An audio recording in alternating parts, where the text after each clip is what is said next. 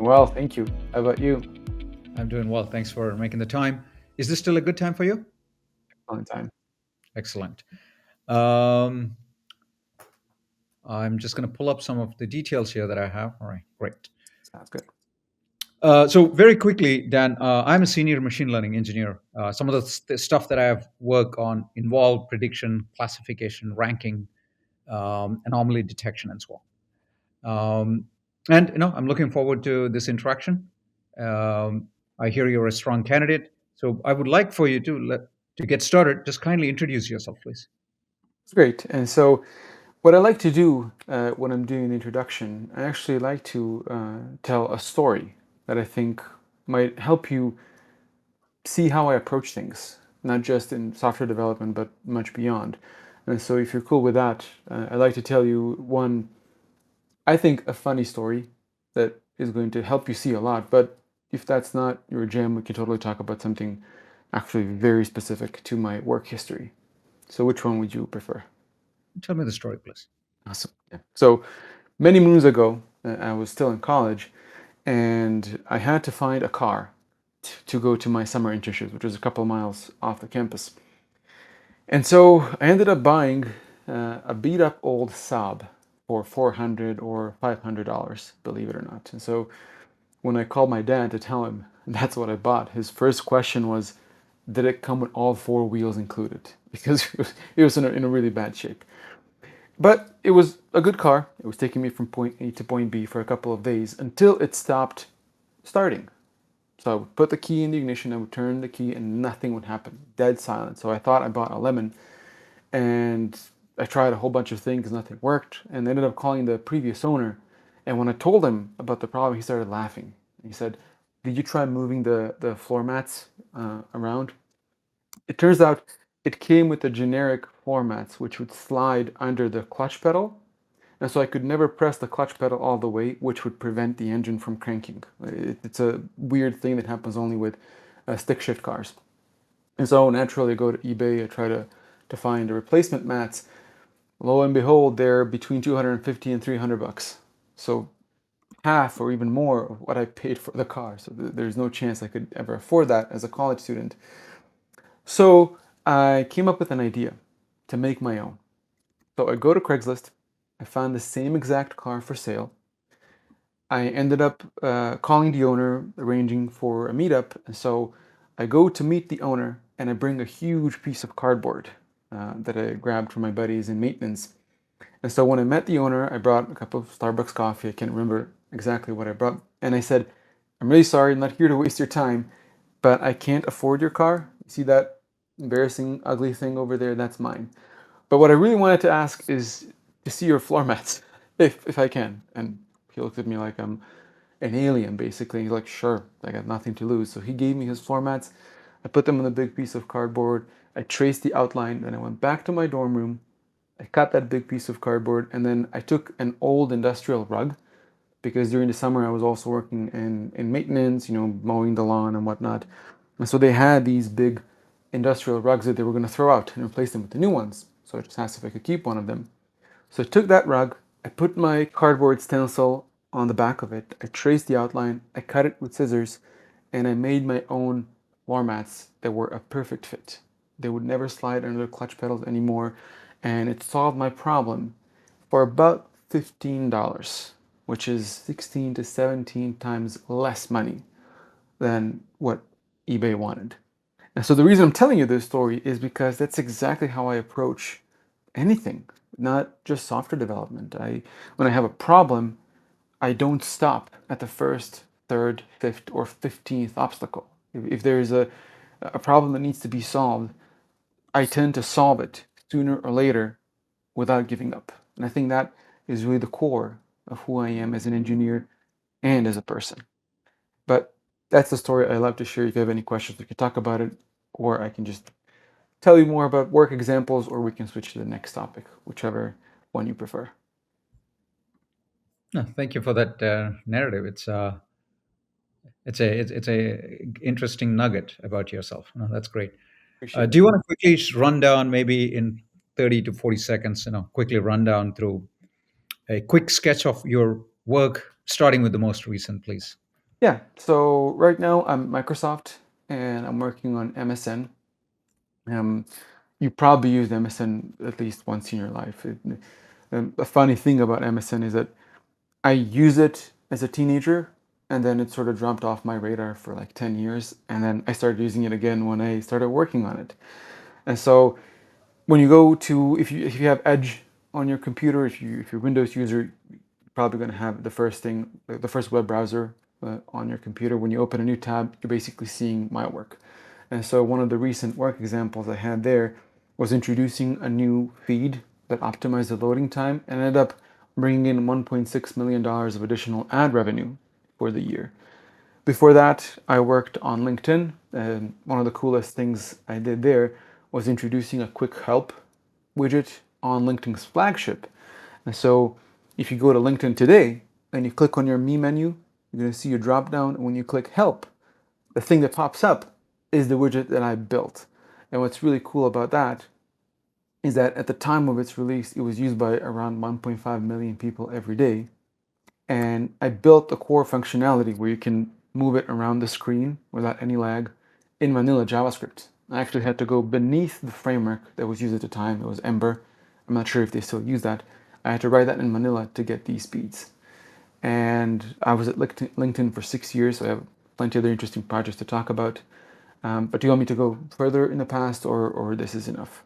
This covers about 8 years of my work experience. Yeah, that's fine as a summary. Dan, do you want to quickly tell me what you're looking for in your new role with our company? Yeah, so I've been working at big tech for my entire professional career. And the great thing about big tech is that you get to have massive impact in terms of number of people that you reach. So I already mentioned one of the products I built at LinkedIn, 1.5, 1.6 million daily active users. At Microsoft, just one change can result in 1.3, 1.6 million dollars of additional revenue. But when you're working on such a large scale, most of the really difficult and interesting problems have been solved already. And so the reason I'm very, very interested in to move to a slightly smaller company is to have that opportunity to solve those complex problems. They can really set the trajectory for the next 10 years, if not more.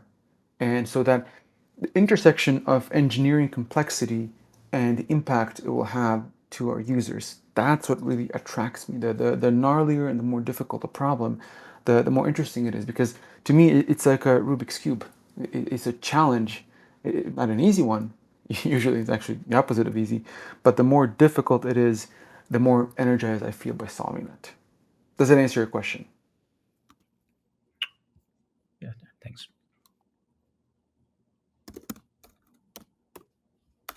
I'm just taking down some notes Yeah, as you speak. I know. I do the same thing as an interviewer, so no worries. Take your time.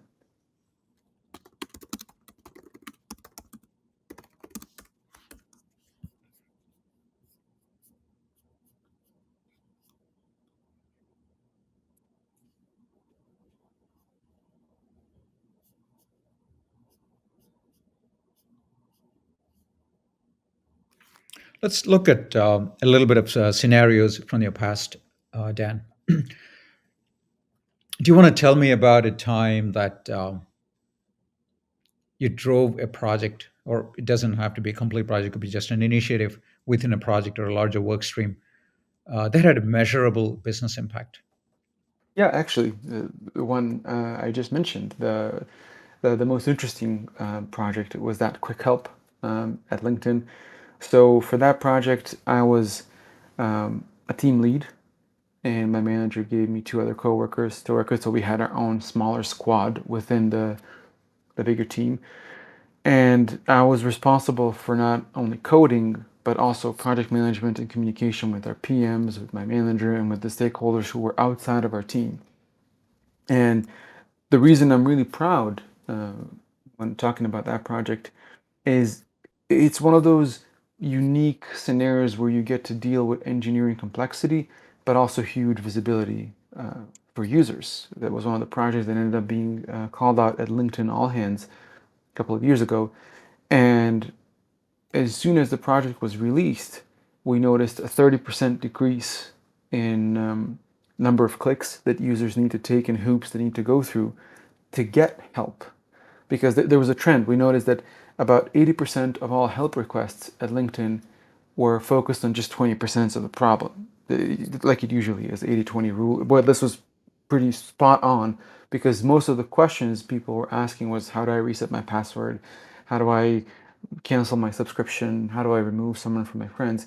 And so we surfaced all that in the user's experience. They wouldn't have to switch tabs. If they're reading how to do something, it's right there next to the screen. So it was measurable impact in terms of the speed to get help. And then I have another one, if you're interested in, that actually has a direct monetary impact. But I'll pause here, see if you have any questions. Yeah, what was what you mentioned 30% decrease in number of clicks to get to help, right? Yeah. That's I mean that's massive, I would assume. Um, what was the if you could bring me a little bit into the actual um, narrative and the story of that project where you drove impact. What were some challenges? What was interesting in there? The the biggest challenge of the whole project, and actually what ended up being my part of the work, was handling accessibility and let's call it movability on the screen, because it's a widget that pops up in your, so if you go to linkedin.com, you see the feed. That's the flagship. So when you open up help, and that's exactly how it works even today, it's what, 3 or 4 years at this point, it's like a little box on the screen that floats above the content that you're currently reading. And so let's say you're trying to change your password or you're trying to do something. When that widget pops up with the instructions, there's at least 50% chance that you will have to move it somewhere in order to interact with the content behind it. So that means I had to build functionality where user can click on part of that widget and drag it. Now the thing with the framework that LinkedIn Flagship was using at the time, and I think it still is, Ember, um, it was too big of a hammer for that job. And so when I tried to do this the prescribed Ember way, there were jitters. So I would click on a thing and I would drag my cursor across the screen, and then like half a second later the thing would snap. And then I would drag it the other way, and then half a second later it would snap. So the performance was terrible. And as soon as I noticed that, I went to my manager and said, I wouldn't be comfortable releasing this to our users. It pretty much goes against our quality. I'd honestly be embarrassed to be behind this on LinkedIn Flagship, the single most visible product we have. Can I try something else? He was like, I agree with your assessment. Please go ahead, do it. And so I ended up building that solution, not even in TypeScript. I went one step down and I built it in vanilla JavaScript that completely circumvents the framework to get silky smooth movements. And then on top of that, to implement accessibility, I came up with this idea of using keyboard shortcuts. So if you hold Command and Shift or Control and Shift, and then you hit one of the arrows, it will move by 10% in each direction. So I built that algorithm as well in JavaScript without any frameworks to make sure it gives that optimal user experience. So that was the trickiest thing to figure out, is how do you accomplish the goal, but also get the speed, get the smoothness, and satisfy very strict accessibility criteria. Does that answer your question? Yeah, I think you did lay out a few challenges you faced. That's good.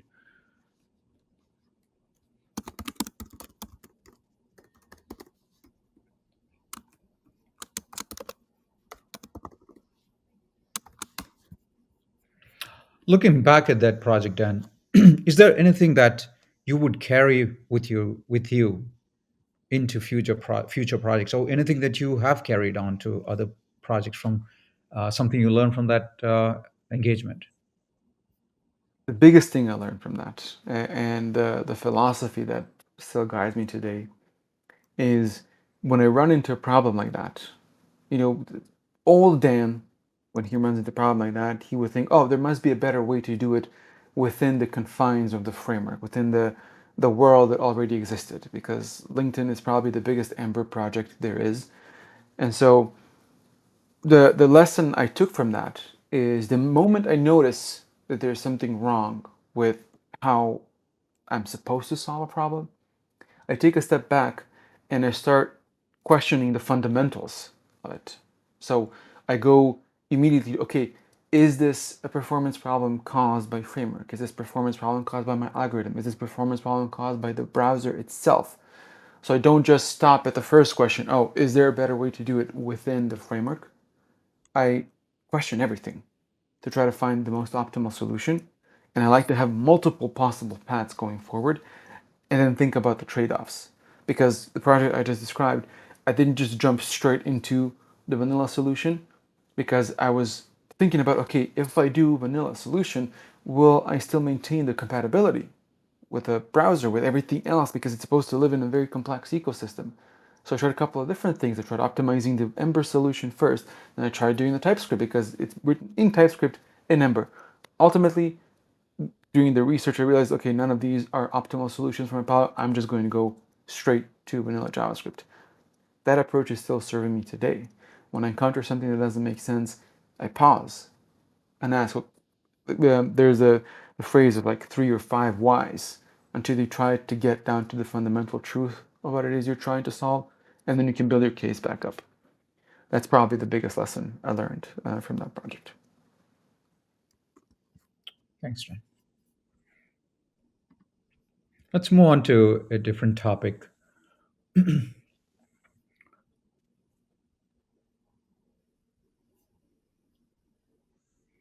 you want to tell me a time you had a disagreement with a manager or a peer or a technical lead? Yeah.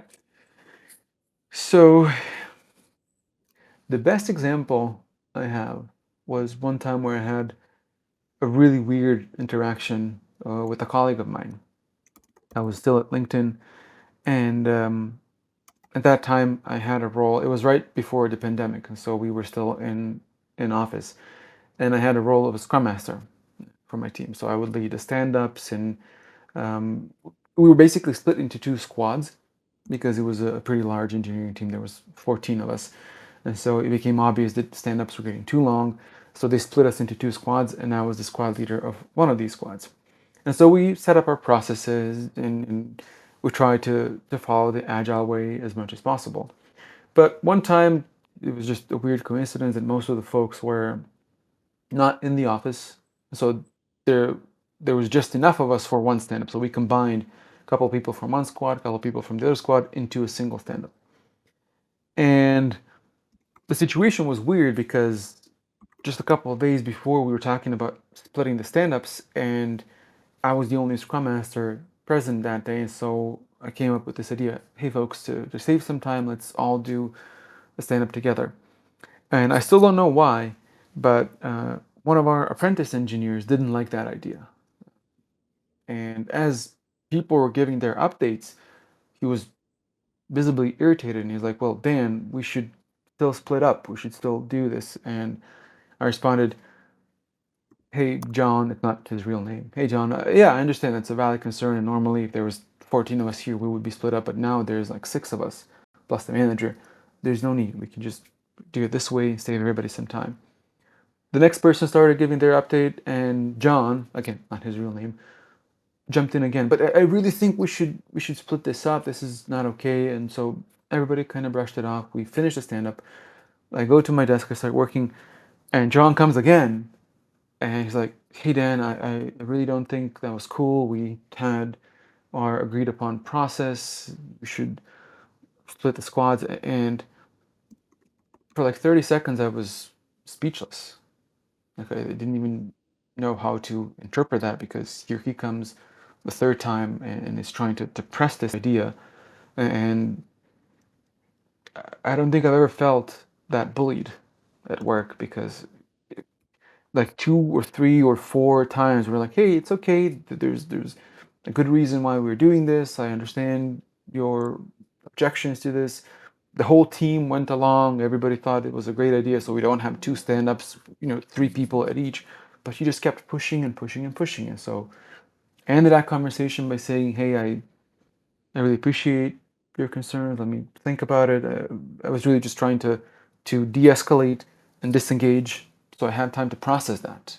Because the worst thing you can do is is to just respond when you're not in a stable psychological and emotional place. And so I let that slide. I took, I went around, for a walk around the building to really try to understand what the hell just happened, because I never had someone so persistent with an idea to the point where it was really, really uncomfortable. And I didn't really know how to proceed, but I also knew that I don't want to let this happen again. And so I went to my manager and I said, "Hey, I need your help, but I want to be very clear. I don't want you to do anything about it outside this room. I just want your advice." And so I explained, remember what happened? I think it was the next day at that point. Do you remember what happened yesterday, that exchange? He's like, "Yeah, that was weird." And I said, "Well, that continued. We actually had a conversation after that, and I was super comfortable, and I honestly felt bullied, and I've never felt like that before. So I don't know how to proceed. Um, how would you handle this?" And so my manager said, "Well, if I was in your shoes, and considering that you're a senior engineer and you're a leader, and this is our apprentice engineer, and I think this is a great learning moment. So I would stay out of this, and I would encourage you to go and talk to him and explain how you feel, and make sure that never happens again." Because I also mentioned my main goal here is not to throw him under the bus, because I think he doesn't need any help with that. It was already pretty awkward in front of everyone. But I also want to make sure it doesn't happen again, because that's not cool either. And the advice is basically go and talk to him, make sure that you guys clear the air. And that's exactly what I did. I went to his desk and I said, "Hey, do you have 5 minutes? I really have something I want to talk to you about." And so then we went on the same walk around the building, and I explained, said, "Hey, I really felt bullied. I felt attacked. I felt interrupted 3 or 4 times. And especially when you came later to keep pressing this idea. I don't understand why that was so important to you at the time. So please help me understand now. But I would greatly, greatly appreciate if you don't do that ever again. Because if you have such a strong point of disagreement with me, that would be best handled in private and not disrupting the whole meeting." And he was like deer in the headlights, like wide-eyed. I think he had no idea what kind of impact that had, and what was actually accomplished with those actions. So he apologized and said, "I had no idea that's how that looked like. I thought I was actually upholding the principles we all agreed upon." And said, "Yeah, I totally understand. I appreciate that. So let's solve this in another way without it looking like public flogging next time around." He agreed, and it was a smooth sail from there. But that was probably the most uncomfortable work situation I ever had. It's a bit long of a story, so I want to make sure I did answer the original question. So, did I? I believe you did narrate a conflict situation.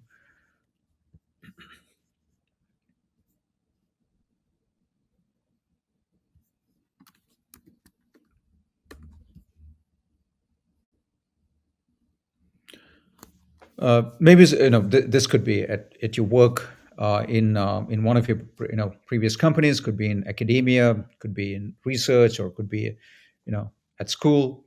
Is there an example, Dan, you could give me where you had to quickly ramp up on a domain or technology to succeed in your role, um, either as a student or as an engineer? Anything you can draw from in your past? Yeah, the reason I'm smiling is because that's the project I'm wrapping up right now. It's probably it probably had the biggest learning curve of anything I ever tried, and I had to figure it out in 2 weeks. So about 3 months ago, so about a quarter ago, um, because I'm a big fan of TDD and BDD. I really enjoy using tests as documentation and writing them before I actually write the feature code. And so my manager really likes that about me. And so he offered me this project to help another team beef up their test coverage. And I thought that's a wonderful idea. I said, "Sure, let's do that." And we kind of jumped into that head first, both my manager and myself. And so we quickly realized that it's a different world. So my world is mostly TypeScript and JavaScript and some Java and Scala on the back end. But this was native Windows development in C Sharp, which the first time I've ever even seen C Sharp syntax. But we already committed to it, so it was too late to back out. So in a matter of weeks, I had to build up a complete new world of knowledge in order to drive this project. I had to understand, first of all, how Windows native code runs, how Windows applications run, how this testing with a framework that was developed by our Windows team runs. Everything was new to me. And so the way I was able to really, let's call it, untangle that ball of yarn that was given to me is by building a mental model, almost like a tree of this idea, and trying to find all the authors who touched that. And so I would read a piece of documentation and I would write down the name of the person who wrote it, and then I would follow the links in that documentation and would write down a couple of names. I actually used a piece of paper for that to figure out whose name is repeating the most. And so I found two people who seem to be the biggest maintainers of this tool that I'm supposed to use and write tests for. And I just reached out to them and I started building a relationship and said, hey, I'm completely new to this. You can treat me as an intern. Forget that I'm a senior engineer because in this domain, I'm not a senior engineer. Teach me, help me understand this. And oftentimes they were very busy and they would say, oh, I'm really sorry, I'm too busy. Can we do it in like 2 days? And my response would usually be, I need your help. I don't mind if we have to meet on Mars, if I have to talk to you on Sunday morning, if that's what works for you. Anytime works for you. And so they laughed and they appreciated that, but they helped me ramp up very quickly and show me various resources and show me how to start the whole project. And it has been a smashing success because not only we over delivered on what we promised, but also we helped that manager of the other team decouple from a critical dependency because there was a lot of messy code that lived in a private branch of one developer. And the moment I realized that, it was like within 5 days, I voiced my concern. I said, hey, if this developer goes on vacation, or if he switches teams, or if he goes to another company, we're screwed because that's a black box that nobody understands. And so, right as we were wrapping up that project, that developer was reassigned to another team. And it was like we dodged a bullet big time. But I can talk about any specifics if you like. This was just an overview of the project, so please let me know if I answered your question or if you'd like to know more. What was the top two things you learned from that project? To number one is to um, go slower. Next time around, I say yes enthusiastically to a project.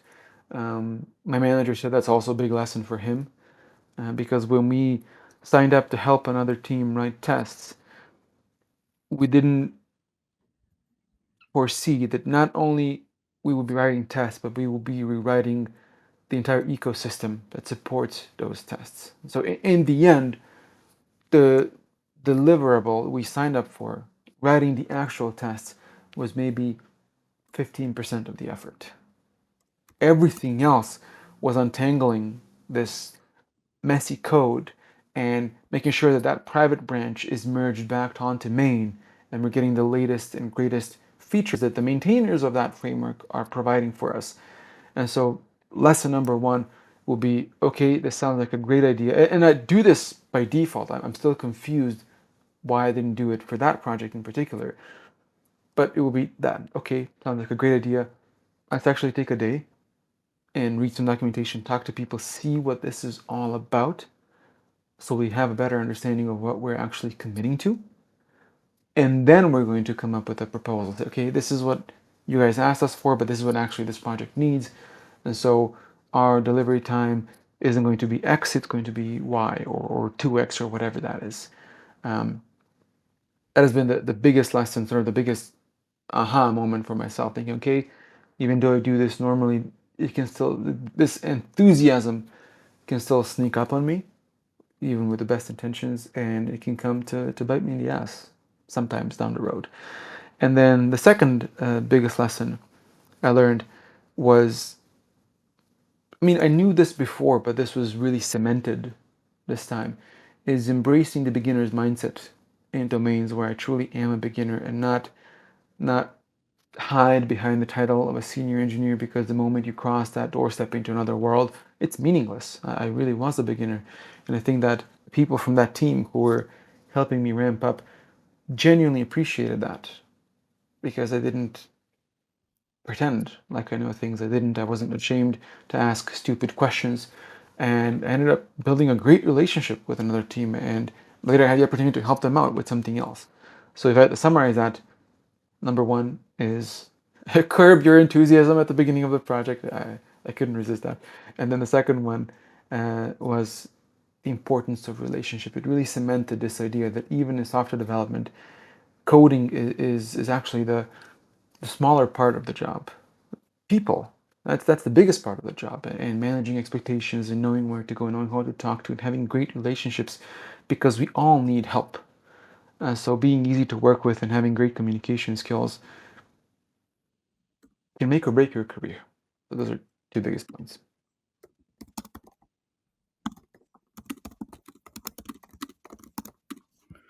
One final question here, Dan. You said you've been a team lead in a couple of projects, at least the ones you mentioned, Yeah. one with at LinkedIn and so on. So again, you can draw on that, or perhaps you can draw on something else, another project or work experience. Do you want to tell me a time you mentored or coached a team member who was struggling with execution? Yeah, I had a couple of those. Let me think which one would be the best.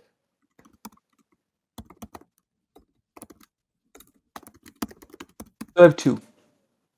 I have one in this most recent project, and it wasn't so much the struggle. It was another dev joined this project out of the blue. He came back from paternity leave, and he was supposed to ramp up quickly. And the way I helped him is something I really enjoy doing. Is that when I'm working on something complex, I write documentation for myself, and then if it's really complex, I then turn it into a video tutorial for myself. And more often than not, those video tutorials become the official documentation for the projects, and people really enjoy using that. But it all starts with solving my own problem, making sure that if I have to go back to this a month or two down the road, I have a written record of something somewhere. And so I helped this person on board very quickly by sitting with him for like half an hour, sharing two videos with him, and it was like, okay, I can be productive within a day. But the more extensive one was back at LinkedIn when I was a team lead. There was a person who wasn't constantly under delivering and seemed to be struggling. And so one of the other team members came to me and said, well, I already talked to our manager, but he suggested I also talk to you, so you're aware of this because you were the squad leader for this squad. Person X is constantly under delivering, and their pull requests are messy. And because I recommended that person to join our team, I feel a sense of responsibility. So I'm working overtime to check the PRs. So I really don't know what to do. Basically, I need your help. And so I went and talked to that person X. But we went into an office room because it was really, really important for me to let them save face. I would never have a conversation like that publicly.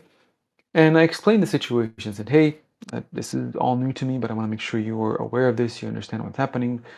I checked some of your PRs, they're not really great. Other people are having to go back and redo some of your work, and it's acting as a weight, and it's really pulling the whole team back and reducing the morale. So I'm not talking about this to scare you. That's not my intention. I'm talking about this so that we can uncover the problem, because finding the problem is half of the solution, if not more. And I want to understand what's going on with you. Is there anything I can do to help? And we had a really nice conversation. They explained stuff was happening at home. They were overwhelmed. They didn't sleep enough. The kids were getting sick. There was a whole bunch of things that led to this. And so I thanked them for their time. I came up with a plan. I wanted to talk to my manager first. So my idea was to get a slightly reduced workload in the next sprint, so I can devote that time to really helping that person. So I was more engaged with. I reviewed every single pull request. Every day I would stop by to see how things are going, and that difficult conversation not only improved my relationship with that person, but it also improved the whole atmosphere in the team because pretty quickly, the first thing was they realized the seriousness of the situation, and second thing they realized that there is a place to go to. It's totally okay to ask for help and to receive it. Nothing to be ashamed of that. And within 2 to 4 weeks, things improved to the point where I could just step back and let that person just do their work. So we normally I was still checking their pull requests for another month after that, but I didn't see the red flags anymore, so I can disengage. Did I answer your question? Believe you did.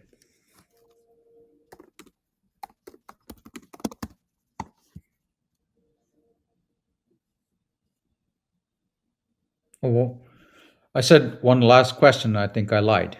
One more, and this is the last. All right. Do you want to tell me a little bit about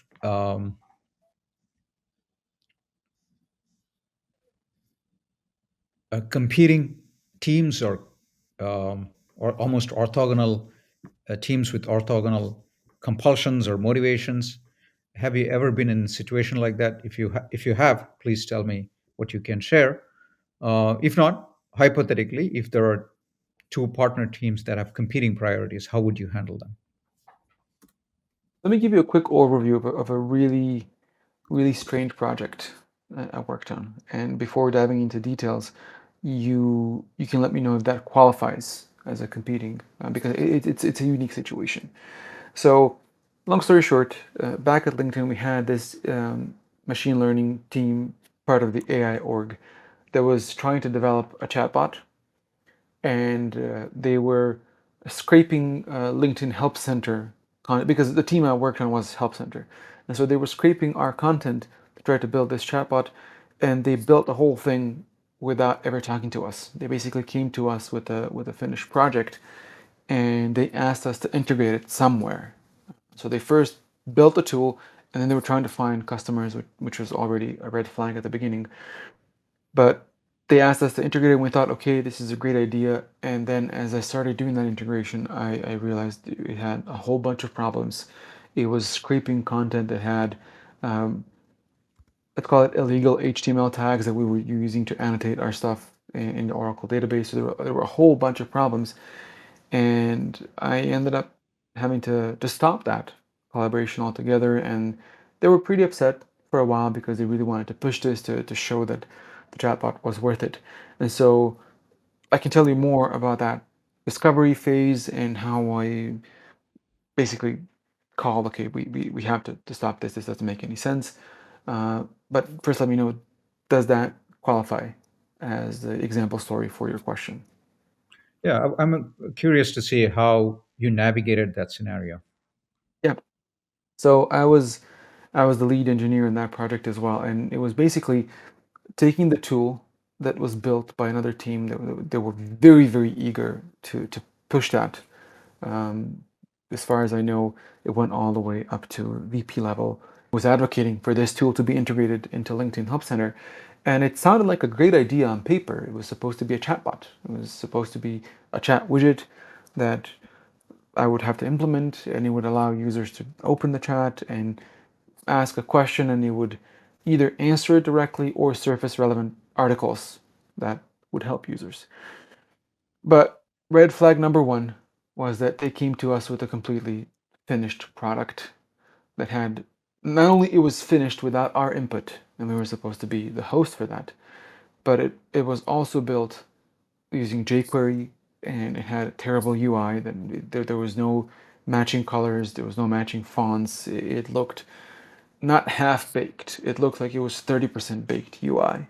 And the way they built it and packaged it as an iframe made it difficult for me to go in and change the UI so it matches our color palette and brand feel. But I was able to do that. It wasn't too big of a deal. But the true problem started arising when I realized that the data they wanted us to put in production was hosted in an Excel spreadsheet. I couldn't believe that that was the reality. But what they were doing is they built um, a scraping bot that was not scraping the content from our front end. So they weren't grabbing the data from the publicly accessible help center. They somehow gained access to our API and they were reaching out to our Oracle database directly. But that database contains the articles in their raw form, including some HTML tags that don't exist, that the browser doesn't know what to do with. And so the way we use them is we load them in our backend, we do heavy processing, and then we surface it to the front end. And so when I realized that, that was on its own, it was enough for the project to end. But I also tried, okay, let me see, I know how we process this. I can also do some processing and make it pretty on the UI, but still, the more I worked on this, the more I realized it's another duct tape fix on top of a duct tape fix, on top of a little bit of WD-40, and then another duct tape. None of it felt like it was following the best engineering practices. But I think the straw that broke the camel's back was when I realized that they have to update their Excel spreadsheet manually. And then I realized that the content that chatbot is surfacing is always going to be out of date because it's not in sync with our database that our customer support representatives are updating daily. And I went to my manager and I said, hey, this is how it is. I really don't think we should be moving forward with this in its current shape. This needs to be paused, re-engineered. We need to have a solid architecture. This has to be a live API and not a static JavaScript library. They want me to just import anywhere on the page. This makes no sense. And my manager started laughing and he said, so basically what you're saying is that we expected to get an ATM machine and integrate it into our building lobby. But what we got instead was a box with a human inside that was giving out dollar bills manually. Is my assumption correct? And I said, well, it kind of is correct. That's exactly what's happening. And so we had a conversation with their team. I laid out my findings of the data. And I said, I'm really sorry. They sound like a great idea, but the way it's currently implemented, it would not serve our teams or our company well. It would be confusing to the users, and I'm just not comfortable moving forward in its current shape or form. So let's talk about rewriting this. And they were a little bit upset, but they said they understand. And so then the effort went into remaking that. But they didn't reach out to our team again, at least in another year or so that I was at LinkedIn. Does that answer your question? Or would you like to know more? No, thank you. Thank you very much, Dan. I think this would conclude our interview portion. Before we finish, I just wanted to use the opportunity to ask one question that I always ask at the end of every interview that I do for Reels.